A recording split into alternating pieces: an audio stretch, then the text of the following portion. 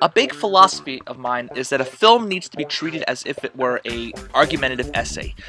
There needs to be a strong case made for why we're going to support the protagonist throughout the entirety of this film, for what the themes and the morals of this film are trying to tell us. At the same time, there have to be counter-arguments to that, and we have to be able to compare the two, and by the end of the film, come out in full support of the protagonist and the themes that he encompasses. BLACKkKLANSMAN is a fine example of that philosophy in motion. From the get-go, we're exposed to these contrasting ideas, and we're thrown all the information we need to know to be able to assess and come to our own conclusions by the end. Obviously, there's really only one good conclusion to make from this film, but the film does present you with everything that you need to know in order to come to an educated conclusion. Let me be a little bit more specific. The film takes place in the mid-1970s during the height of the Black Power movement. Stallworth, a rookie cop and the only black police officer in Colorado Springs, convinces his chief to go undercover and investigate the Ku Klux Klan for potential terroristic plots. While the film is a fun and engaging thriller, it really is the arguments being made in the greater scheme of things, the greater gears at work, that make this film truly amazing. The film's thesis, if we're going to call it that, is to convince the audience of why movements like Black Power and Black Lives Matter are justified in their feelings. It also takes great efforts to explain why equivalencies made by modern critics are incorrect and false in a lot of regards. And as a counter-argument to that, we're given the Ku Klux Klan, where we are exposed to every single argument that they have made, every single policy they have, every belief they have. It's all laid out on the line, and while it is completely batshit crazy and nonsensical, we get to hear it all, and we get to draw our own conclusions from it. And the truth is, if you walk out of this film agreeing with the Ku Klux Klan, then you're a nitwit. But brave and admirable that they would put all that information out there, because it not only shows how ludicrous the policies and beliefs of the KKK are, but it also goes on to reinforce the argument they're trying to make.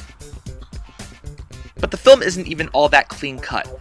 In the middle of it is Ron Stallworth, a police officer conflicted by his philosophy and belief in the police force and his own loyalties to his race. He believes in the Black Power movement, he believes the philosophies and the arguments they're making, but at the same time he can't condone some of their actions and some of their policies regarding the police officers. And he stands by these beliefs, and he eloquently explains why the movement is wrong for creating a blanket image of police officers, and how that's problematic.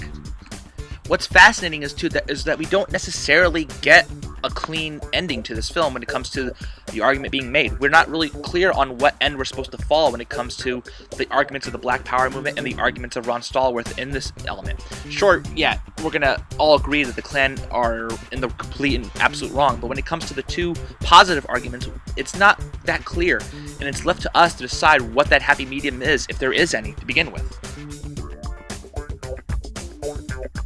So let's talk a little bit more about the cinematography of this film. The film is shot entirely in a style of old 70s blaxploitation films. It's got that gritty 1970s feel that I love. It makes me think of Tarantino films in that regard. But it adds a depth and a character and a personality to this film that kind of makes it stand out from the rest of the Oscar noms. There's just something about that old gritty style from the 70s that just gives the film such character. Like, you enjoy the cinematography of it.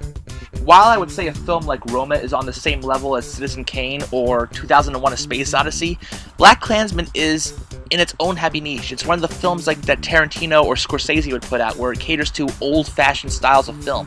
And I don't want to compare Spike Lee to just Tarantino, because Spike Lee is obviously in his own rank and an accomplished director, but the film has that tone. It has that old-fashioned tone, and in a lot of ways, those elements of blaxploitation and the music in general help to create this fully furnished cornerstone to the film itself.